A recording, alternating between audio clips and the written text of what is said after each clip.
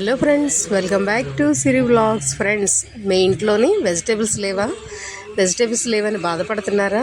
అలా అయితే వరి అవ్వక్కర్లేదు. మీరు మీ ఇంట్లో స్పైసీ కర్రీ రెడీ చేసుకోవాలంటే శనగపప్పు అండ్ ఆనియన్స్, టమాటాస్ ఉంటే సరిపోతాయండి. వేడివేడిగా రైస్లో సర్వ్ చేసుకుంటే సూపర్గా ఉంటుంది. అసలు చలికాలం అయితే ఇంకా బాగుంటుందండి. ఈ కర్రీ వేడివేడి ఆ రైస్లో వేసుకొని తింటే ఇంకా అస్సలు, అది నాన్ వెజ్ తిన్న రోజు కూడా కొద్దిగా ఎండుచేప వేసుకున్నా కూడా చాలా బాగుంటుందండి. వడల పులుసు అంటారు కదా, ఆ కర్రీ అనమాట ఇది. రోటీ అండ్ రైసు దేనికైనా కాంబినేషన్ బాగుంటుంది. మసాలా వడ అంటారు కదా, దాంతోనమాట ఈ కర్రీ. సో దీనికి కావాల్సిన ఇంగ్రీడియంట్స్ ఏంటంటే, 4 hours నానబెట్టిన శనగపప్పు అండ్ స్ప్రింగ్ ఆనియన్స్, కొత్తిమీర, కొద్దిగా పచ్చిమిరపకాయలు, కొద్దిగా ఉల్లిపాయ ముక్కలు, ఇంతేనండి. తగినంత సాల్ట్ వేసుకొని, కొద్దిగా జీలకర్ర వేసుకొని చిన్న చిన్న వడలుగా వేసుకోవాలి.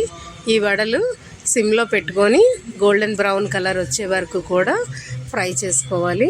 ఫ్రై అయిన వడలు మనం కర్రీకి అయితే మనం ప్రిపేర్ చేసుకోవాలి. అది ఈ మసాలా వడలు ఇలా తిన్నా కూడా బాగుంటుంది టీతో అండ్ స్నాక్స్గా కూడా.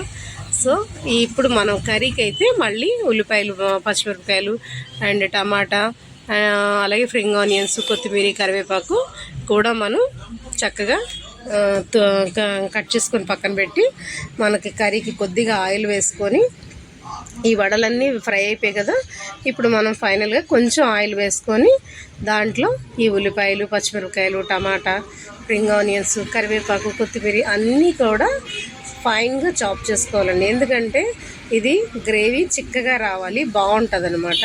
అలా అయితే అలాగే ఆనియన్స్ కూడా తొందరగా ఫ్రై అయిపోతాయి కూడా. అందుకు అంత చిన్న ముక్కల్లా కట్ చేసుకుంటే చాలా బాగుంటుంది. అది ఫ్రై అయిపోయిన తర్వాత లాస్ట్గా ఫైనల్గా టమాటా అండ్ అల్లం పేస్ట్ కూడా వేసి మనం బాగా ఫ్రై చేసుకోవాలి, పచ్చి వాసన పోయే వరకు కూడా.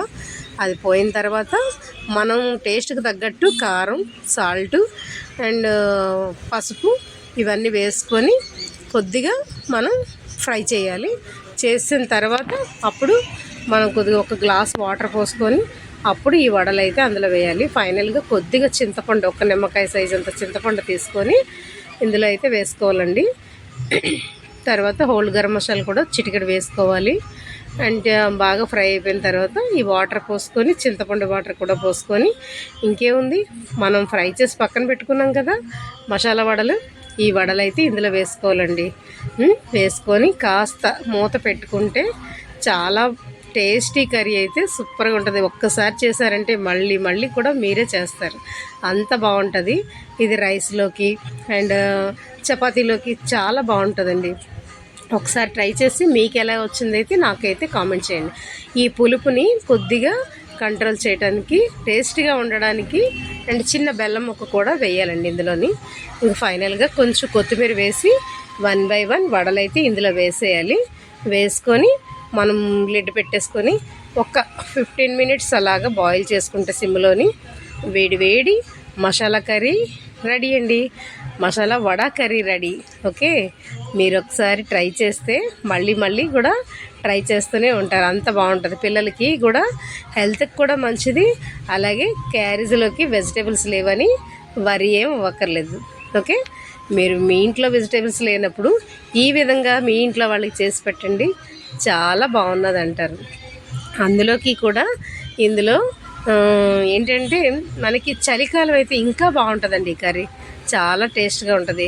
అలాగే మీరు ఎన్వి తినే ప్రియులు అయితే ఇందులో ఒకటి వెండి చేప వేసుకుంటే ఫ్రై చేసుకొని ఇంకా సూపర్గా ఉంటుంది. ఇంకా ఫైనల్గా కర్రీ అయితే రెడీ అయిపోయింది. సర్వింగ్ బౌల్లో తీసుకోవడమే. చూసారా, వేడి మసాలా వడ కర్రీ రెడీ. ఎంత బాగుందంటే చూస్తుంటే నోరు ఊరిపోతుంది కదా, చాలా బాగుందండి. అసలు తింటే మాటల్లో చెప్పలేం. సో ఈ వీడియో మీకు నచ్చితే లైక్ చేయండి, షేర్ చేయండి, సబ్స్క్రైబ్ చేయండి. ఇలాంటి మంచి వీడియోస్తో